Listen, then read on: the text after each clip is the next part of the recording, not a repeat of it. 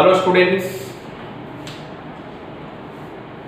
ऐसे सबको पता है अभी तक का मेरा मैकेनिकल प्रॉपर्टी ऑफ फ्लूइड का एक फर्स्ट लेक्चर आप लोग ने इसके पहले देख लिया है।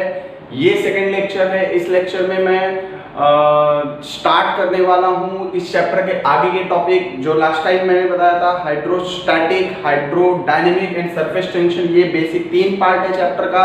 उसमें से हाइड्रोस्टैटिक हम लोग ने स्टार्ट किया था। लेक्चर नंबर 1 में हम लोग ने प्रेशर के बारे में स्टडी की थी। Now it's a lecture number 2। Lecture number 2 में बेटा हम लोग जो स्टडी करेंगे that is something related to Pascal law.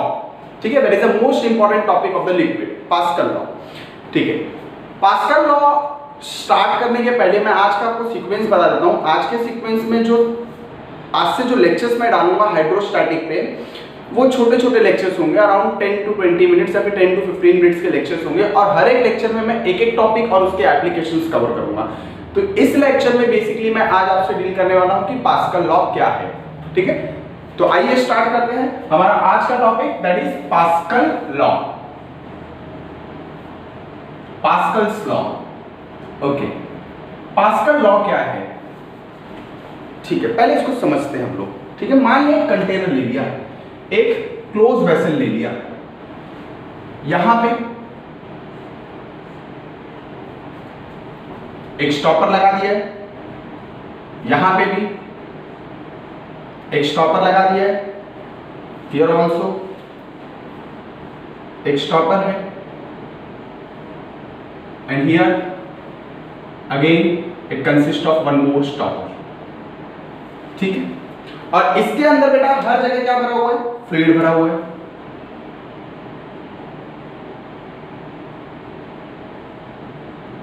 Okay, देखिए मान लिया इस सरफेस एरिया, इसका जो एरिया ऑफ क्रॉस सेक्शन है यहां का दैट इज A1, यहां पे जो एरिया ऑफ क्रॉस सेक्शन है that is A2, here we have A3, here we have A4।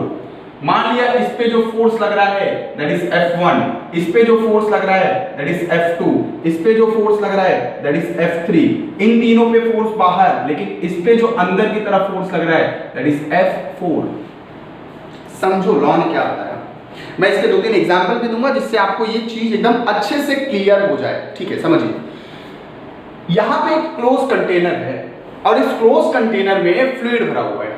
ठीक है, मैं इस पॉइंट पे स्टॉपर जो लगा हुआ है उसको मैं अंदर की तरफ प्रेस करता हूं, क्या होगा? एक फोर्स लगाया मैंने, पर्टिकुलर अमाउंट ऑफ फोर्स लगाया, फोर्स की वजह से ये एरिया ऑफ क्रॉस सेक्शन अंदर गया। ठीक है, ठीक है। अब ये लिक्विड क्या होगा? जो अंदर फ्लूइड भरा हुआ है इस पे, इस पिस्टन की वजह से, इस स्टॉपर की वजह से एक फोर्स लगेगा, एक प्रेशर लगेगा, और वो प्रेशर हर एक डायरेक्शन में डिस्ट्रीब्यूट होगा। तो पास्कल ने किया क्या? उसने आया यहां पे निकाला pressure, pressure will be force upon area. यहां पे कैलकुलेट किया प्रेशर, यहां पे उसको मिला फोर्स अपॉन एरिया। यहां पे कैलकुलेट किया प्रेशर, उसको यहां पे भी मिला फोर्स अपॉन एरिया। यहां पे कैलकुलेट किया और उसको यहां पे भी प्रेशर का वैल्यू कितना था? Force upon area. ठीक है, तो पास्कल वेसल ने क्या किया कि उसने हर एक पॉइंट पे जाके, हर एक पॉइंट पे कैलकुलेट किया कि उस पॉइंट पे पर्टिकुलर प्रेशर कितना है। ठीक है, एक्सपेरिमेंटली उसने क्या किया, एक सेटअप लिया, उस सेटअप के अंदर फ्लूइड भरा और 4 पिस्टन लगा के, 4 स्टॉपर्स लगा के उसने हर एक पिस्टन पे अलग अलग एरिया ऑफ क्रॉस सेक्शन ले लिया। अब एक पिस्टन पे उसने फोर्स अप्लाई किया। फोर्स अप्लाई करने पे उसको दिखा क्या कि जो फ्लूइड है उसके हर एक पॉइंट पे प्रेशर लग रहा है। प्रेशर की वजह से कुछ ना कुछ फ्लूइड में प्रेशर जनरेट हुआ, और प्रेशर जनरेट होने पे उसने क्या किया कि हर एक पॉइंट पे जाके प्रेशर कैलकुलेट किया। तो जो मोस्ट इंटरेस्टिंग थिंग उसको ऑब्जर्वेशन में मिली वो ये मिली कि pressure at point A, pressure at point B, pressure at point C and pressure at point D, that means pressure at point 1, 2, 3 and 4 all are equal। ये चीज उसको ऑब्जर्वेशन में मिली। ठीक है, अच्छा ऐसा हम लोग के रियल लाइफ में होता है। कहां? एक बलून ले लेता हूं मैं बलून ले लेता हूं, बलून को मैं क्या करता हूं? ब्लो करता हूं। ब्लो करते टाइम मैं क्या करता हूं? उसमें हवा भरता हूं। अब जब मैं हवा भरता हूं तो क्या होता है? हर तरफ से जो बलून का एक्सपांशन होता है that is equal. That means यहां पे इस एक्सिस पे, इस एक्सिस पे, इस एक्सिस पे हर एक पॉइंट पे बलून का जो एक्सपांशन होता है वो क्या होता है? Equal. That means pressure at each and every point on the balloon during its blowing motion, तो वो क्या होता है? सब जगह क्या होता है? इक्वल होता है। तो इसने क्या बोला कि कोई भी फ्लूइड पे अगर मैं प्रेशर अप्लाई करूं किसी भी पॉइंट पे, तो वो प्रेशर हर एक पॉइंट पे क्या होता है, इक्वली डिस्ट्रीब्यूट होता है। That means pressure at each and every point is same. The law states that, तो लॉ ने क्या स्टेटमेंट दिया? The law states that the pressure applied, इसका स्टेटमेंट देखते हैं। The law states that, you have to remember this, the law states that pressure applied at any point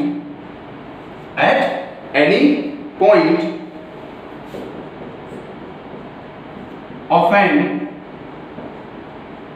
enclosed fluid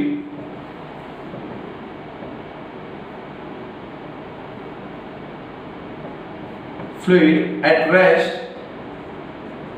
the pressure applied, the law states that pressure applied at any point of enclosed fluid at rest is transmitted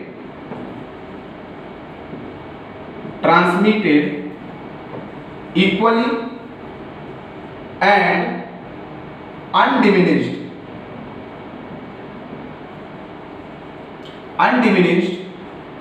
to every point on fluid and also on the wall of container, also the wall of the container, means ये पूरे wall पे भी provided that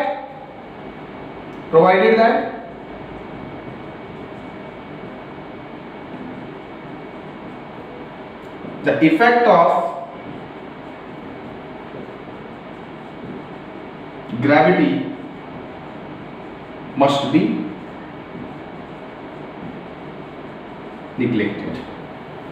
So this was your pascal law. Pascal law ने क्या बताया आपने को कि अगर किसी भी फ्लूइड, कोई भी फ्लूइड अगर इंक्लोज्ड है किसी भी वेसल में और उसमें किसी भी पॉइंट पे अगर मैं प्रेशर अप्लाई करूं, तो वो प्रेशर क्या होता है, हर एक पॉइंट पे, यहां यहां यहां यहां यहां, किसी भी पॉइंट पे, पिस्टन पे, चाहे वॉल पे, चाहे पूरे लिक्विड पे, इक्वली डिस्ट्रीब्यूट होता है। मैंने आपको एग्जांपल भी दिया, बलून का एग्जांपल। बलून को जब मैं ब्लो करूंगा तो उसका प्रेशर क्या होगा, हर जगह क्या होगा, सेम होगा। बट इसका जो रियल लाइफ में हम लोग यूज करते हैं इस लॉ का, उसको भी हम लोग को डील करना है। We will start with that also, ठीक है। तो इसके 2-3 एप्लीकेशन है जो हम लोग के बुक में है। पहला है hydrostatic brake, hydraulic brake and hydraulic press, जो कैसे वर्क करता है, क्या वर्क करता है, उसको हम लोग डील करते हैं। आइए, तो हम लोग का सबसे पहला टॉपिक है that is hydraulic lift. Hydraulic lift क्या होती है? हाइड्रोलिक लिफ्ट क्या होती है, ये हम लोग को डील करना है।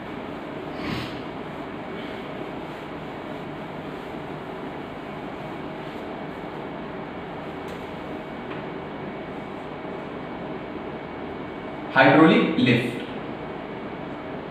ओके।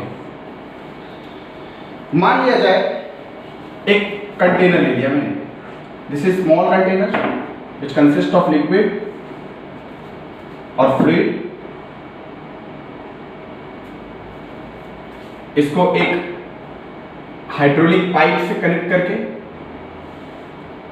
हम लोग ने एक बिगर कंटेनर से इसको कनेक्ट किया है।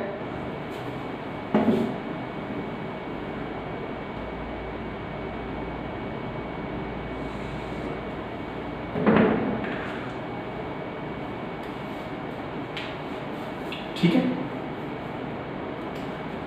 मान लिया यहां का एरिया ऑफ क्रॉस सेक्शन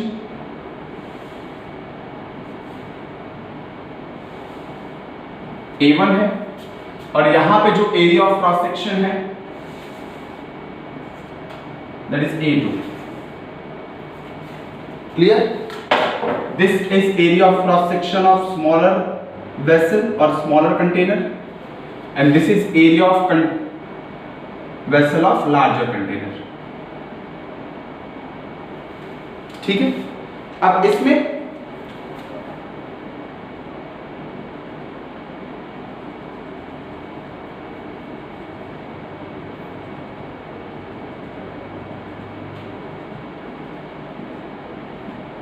ये इस तरह से फ्लूइड भरा हुआ है, ठीक है, इसमें इस तरह से फ्लूइड भरा हुआ है। अब देखना है हम लोग को इसका जो एरिया ऑफ क्रॉस सेक्शन है दैट इज A1। यहां पे फोर्स लगाया जा रहा है F1। मान लिया यहां पे हम लोग ने कोई व्हीकल खड़ी कर दी,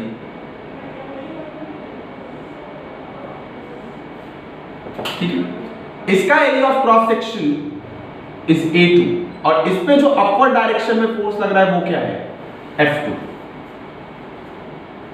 अब देखिए ध्यान से समझिए, यहां पे एक स्टॉपर लगा के मैं फोर्स लगा रहा हूं, ये रियलिटी में ऐसा होता है, मैं बताऊंगा कब कहां होता है ये चीज। और इस पे जो फोर्स लगाया जा रहा है दैट इज F1। अब समझते हैं इस चीज, देखिए consider two vessels, vessel S1 and S2 which are connected by a hydraulic pipe,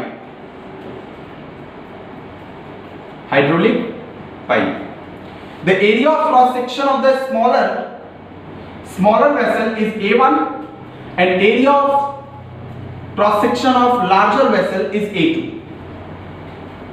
यहां पे हम लोग ऐसे भी लिख सकते हैं, let A1 A2 F1 F2 consider two containers S1 and S2 which are connected by the hydraulic pipe।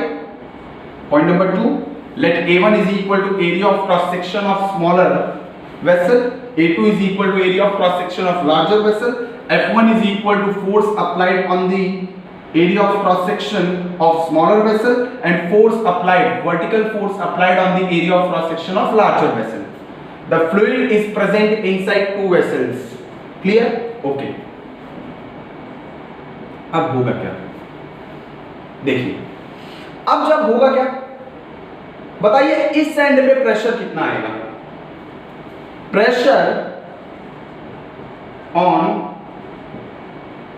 Smaller vessel is P1 and which is given as P1 क्या होगा बेटा F1 divided by A1। Second similarly and pressure on larger vessel is P2 and that your P2 will be equal to F2 divided by A2। अब देखिए समझिए, यहां पे होगा क्या, जब मैं इसको नीचे की तरफ प्रेस करूंगा, जब फोर्स लगाऊंगा तो इसका एरिया ऑफ क्रॉस सेक्शन है, फोर्स है, दैट मींस प्रेशर होगा एंड प्रेशर हम लोग ने फर्स्ट लेक्चर में देखा, it is always perpendicular and in all direction. ये प्रेशर ऐसा होगा, ये प्रेशर ऐसा होगा, यहां पे प्रेशर इस तरफ होगा, यहां पे प्रेशर इस तरफ होगा, यहां पे प्रेशर इस तरफ होगा, ये प्रेशर ये ट्यूब में इस तरह से जाएगा। अगर मैं देखने जाऊं तो हर जगह इक्वली डिस्ट्रीब्यूट होना चाहिए by Pascal law. According to Pascal law, that pressure will be distributed in all the direction and equally। Clear? तो यहाँ पे प्रेशर क्या होगा, इस तरह से होगा, इस तरह से होगा, ऊपर की तरफ प्रेशर इस तरह से होगा, इस पे प्रेशर इस तरह से होगा। क्लियर? नीचे की तरफ इस तरफ होगा, इस वॉल पे इस तरफ। क्लियर है? तो इसका मतलब है जो प्रेशर मैं यहाँ पे अप्लाई करूंगा that will get distributed by the pipe through the pipe and finally it reaches to the surface area A2। But दोनों प्रेशर क्या होंगे, सेम होंगे। तो by Pascal law what I can say, by Pascal law what I can say कि pressure at point A and pressure at point B both are equal, that means pressure on the smaller surface and larger surface दोनों same होना चाहिए। अगर दोनों surface पे pressure same है तो pressure क्या होता है, फोर्स अपॉन एरिया। मैंने निकाल के रखा है यहाँ पे equation number 1 and this is your equation number 2 will be equal to F2 divided by A2। Your F2 will be equal to F1 A2 divided by A1। Okay, यहाँ पे एक चीज इंटरेस्टिंग दिखाई दे रही है, देखो कौन सा एरिया ग्रेटर है, A1 ग्रेटर है कि A2 ग्रेटर है। Here A1 is smaller than A2। अगर बेटा A1 कम है A2 ज्यादा है, A1 कम है A2 ज्यादा है, तो क्या होगा, F2 का वैल्यू क्या होगा, A1 कम है तो F2 का वैल्यू क्या होगा, बढ़ेगा।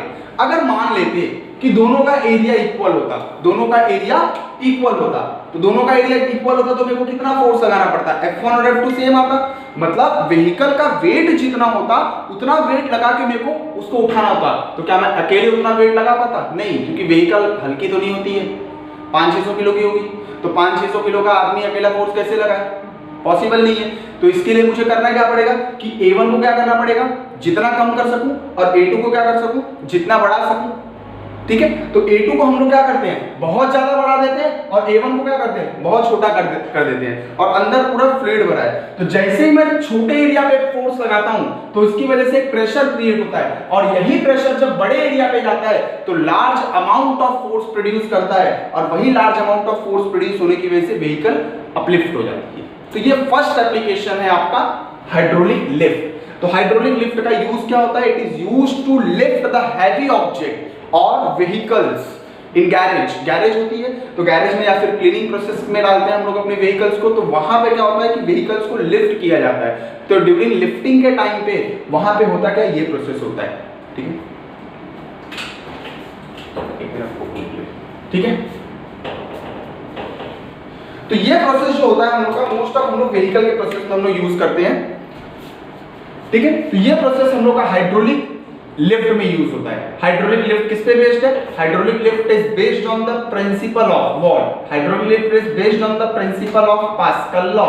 पास्कल लॉ क्या बोलता है कि किसी भी फ्लूइड पे अगर प्रेशर अप्लाई हो तो वो प्रेशर विदाउट एनी डिस्टरबेंस हर एक डायरेक्शन में इक्वली डिस्ट्रीब्यूट होता है। तो यहाँ पे एक चीज क्लियर दिखाई दे रही है कि ये वाला जो प्रेशर है यहाँ पे क्रिएट हुआ है, यही प्रेशर पूरे लिक्विड पे हर जगह इक्वली डिस्ट्रीब्यूट होगा। Is it clear to all? Okay, आगे हम लोग देखते हैं, that is next topic, that is hydraulic brake क्या होता है। हाइड्रोलिक ब्रेक कब यहाँ कहाँ पे यूज होता है, जैसे कोई व्हीकल है, फास्ट मूविंग व्हीकल है, ठीक है, फास्ट मूविंग व्हीकल है, अब उस फास्ट मूविंग व्हीकल पे ब्रेक लगाना है। हम लोग ने देखा होगा कि गाड़ी में एयर ब्रेक होते हैं, एयर ब्रेक होते हैं, एयर ब्रेक है ना, जो बड़ी व्हीकल्स होती है, हैवी व्हीकल्स होती है, उसमें एयर ब्रेक होते हैं, तो उसमें कैसे ब्रेक लगाया जाता है वो हम लोग को देखना है। ठीक है, आइए, हाइड्रोलिक लिफ्ट, हाइड्रोलिक ब्रेक, ठीक है,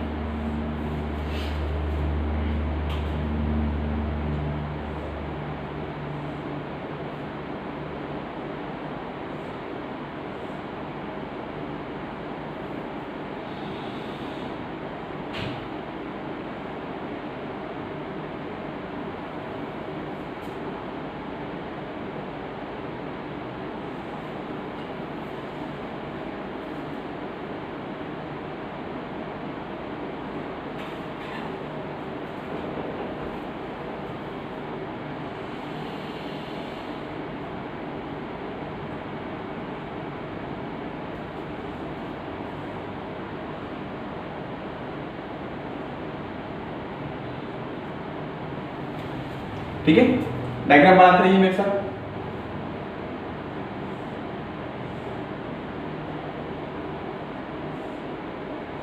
इसका मैकेनिज्म और इसका जो स्कीमेटिक डायग्राम है, that you have to draw with me only.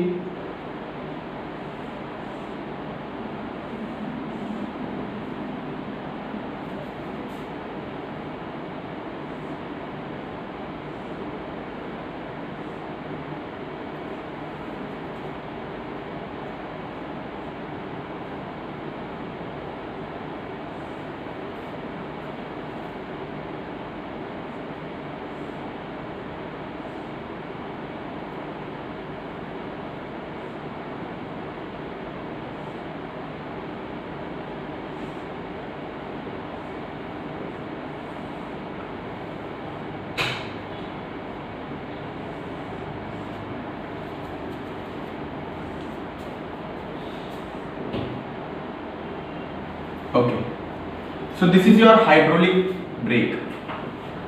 आइए समझते हैं है क्या, कैसे वर्किंग होती है इसमें, और इसमें क्या क्या होता है। यहां पे आपका भरा हुआ होता है फ्लूइड, चाहे एयर हो चाहे लिक्विड हो। मोस्ट ऑफ जो हैवी व्हीकल्स होती हैं अभी उसमें जो भरा हुआ होता है वो होता है एयर, इसके लिए इसको बोला जाता है एयर ब्रेक। ओके, क्योंकि एयर भी एक फ्लूइड है।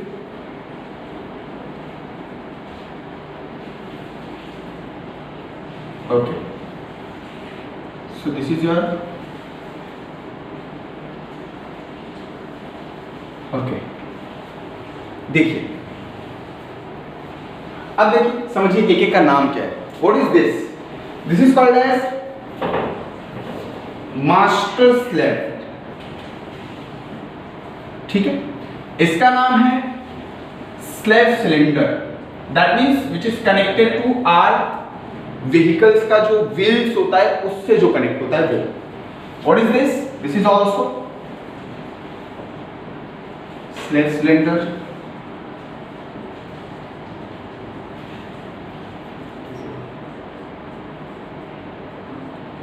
इसका एरिया ऑफ क्रॉस सेक्शन है A1, इसका एरिया ऑफ क्रॉस सेक्शन है A2। This is area of cross section A2 and this is also A2। What is this? This is brake का pedal है, brake pedal. अब समझते इसमें होता क्या है। हम लोग ने पास्कल लॉ देखा है। पास्कल लॉ ये स्टेटमेंट देता है कि किसी भी पॉइंट पे अगर मैं प्रेशर अप्लाई करूं तो वो प्रेशर इक्वली डिस्ट्रीब्यूटेड होता है ऑल ओवर द फ्लूइड। हर एक पॉइंट पे इक्वली डिस्ट्रीब्यूट होना चाहिए। इवन वॉल होगा तो वॉल पे भी प्रेशर इक्वल डिस्ट्रीब्यूट होगा। क्लियर? ओके, आइए अब देखिए होता क्या है इसमें कि जब मैं यहां पे जैसे ही ड्राइवर ब्रेक अप्लाई करेगा, जैसे ही ड्राइवर ब्रेक अप्लाई करता है तो वो अप्लाई क्या करेगा? एक फोर्स, दैट मींस ये कुछ ऐसा फोर्स लगाएगा, ये कुछ ऐसा फोर्स लगाएगा, दैट इज F1। इसका एरिया ऑफ क्रॉस सेक्शन क्या है बेटा आपका? A1। A1 area of cross section पे F1 फोर्स लगाया किसने? ड्राइवर ने, by using its brake pedal. Okay, अब जैसे ही ब्रेक अप्लाई करेगा तो यहां पे एरिया है, फोर्स है, तो इसकी वजह से प्रेशर क्रिएट होगा। तो ये प्रेशर क्या होगा? यहां पे जाएगा। हम लोग को पता है वापस से वही चीज कि प्रेशर हर जगह क्या होता है? इक्वली डिस्ट्रीब्यूट होता है। दैट मींस प्रेशर यहां भी जाएगा, प्रेशर यहां भी जाएगा, प्रेशर यहां भी जाएगा, यहां भी जाएगा और यहां भी पहुंचेगा। प्रेशर यहां भी पहुंचेगा, यहां भी पहुंचेगा, यहां भी पहुंचेगा। दैट मींस प्रेशर इस डायरेक्शन में, इस डायरेक्शन में, यहां से ऊपर, यहां से नीचे, यहां से यहां, यहां से यहां, फाइनली यहां पहुंच जाएगा। हर जगह हम लोग को क्या दिखाई दे रहा है कि प्रेशर हर एक पॉइंट पे इक्वली डिस्ट्रीब्यूट हो गया जब ड्राइवर ने ब्रेक अप्लाई किया। अच्छा, ये फोर्स यहां पे पहुंचता और इक्वल होता कब? जब ये प्रेशर यहां पे पहुंचा है। पहले मेरी बात सुनिए, ये प्रेशर यहां पे पहुंचा है और है क्या? इक्वल। दोनों फोर्स प्रेशर है क्या? इक्वल। किसने बताया आपको? ये पास्कल लॉ ने। ओके, अब देखिए, मान लिया जाए यहां पे जो प्रेशर क्रिएट हो रहा है वो है P1, pressure at master slave. ठीक है, वो क्या होगा? P1 इज इक्वल टू क्या है बेटा? F1 divided by A1। This is your equation number 1। जो स्लेव सिलेंडर पे प्रेशर क्रिएट होगा वो क्या होगा? Pressure at, that is wheels पे, slave cylinder, P2 is equal to F2 by A2। But हम लोग को पता है बाय पास्कल लॉ कि pressure at point P1 is equal to pressure at point P2, means यहां पे जो प्रेशर होगा वही इक्वली डिस्ट्रीब्यूट होने वाला है। क्लियर है? राइट है। F1 divided by A1 is equal to F2 divided by A2. Therefore, we can write F2 is equal to F1 A1 A2 divided by A1. Okay. इस statement से आपको क्या मिल रहा है? इस स्टेटमेंट से हमको ये क्लियर हुआ, ये मैथमेटिकल स्टेटमेंट से, कि अगर मान लेते, सपोज ऐसा मान लो कि एरिया A1 और A2 दोनों इक्वल होता, मींस इसका एरिया दोनों इक्वल होता, तो ये दोनों कैंसिल हो जाते और F1 इज इक्वल टू किसके मिलता बेटा? F2 के। दैट मींस यहां पे जितना फोर्स होता उतना ही फोर्स यहां भी होता। अगर व्हीकल बहुत फास्ट मूव करती होती और मुझे उसको स्टॉप करना होता तो मैं क्या करता, ड्राइवर को अगर रोकना है तो उसको क्या करना पड़ता, बहुत ज्यादा फोर्स लगाना पड़ता, क्योंकि व्हीकल बहुत फास्ट है। Force on slave cylinder, that means उसको स्टॉप करने के लिए लगने वाला जो फोर्स होगा वो किसको अप्लाई करना है, ड्राइवर को, और ड्राइवर को उसको रोकने के लिए बहुत ज्यादा अमाउंट ऑफ फोर्स अप्लाई करना पड़ता है, ठीक है, और चारों व्हील्स पे अप्लाई करना पड़ता, तब जाके व्हीकल रुकती। तो इस प्रॉब्लम को सॉल्व करने के लिए हम लोग ने एरिया का यूज किया। कैसे, यहां के एरिया ऑफ क्रॉस सेक्शन को हम लोग ने कम कर दिया, यहां के एरिया ऑफ क्रॉस सेक्शन को कम कर दिया और यहां के एरिया ऑफ क्रॉस सेक्शन को बढ़ा दिया। यहां के एरिया ऑफ क्रॉस सेक्शन को कम करने से यहां पे जो प्रेशर, यहां पे जो फोर्स होगा, यहां पे जो प्रेशर क्रिएट होगा वही प्रेशर यहां पहुंचेगा। तो देखो यहां का एरिया ऑफ क्रॉस सेक्शन कम हो गया, यहां का एरिया ऑफ क्रॉस सेक्शन बढ़ गया। इसके बढ़ने की वजह से F2 तो बढ़ेगा ही, और इसके कम होने की वजह से भी F2 बढ़ेगा।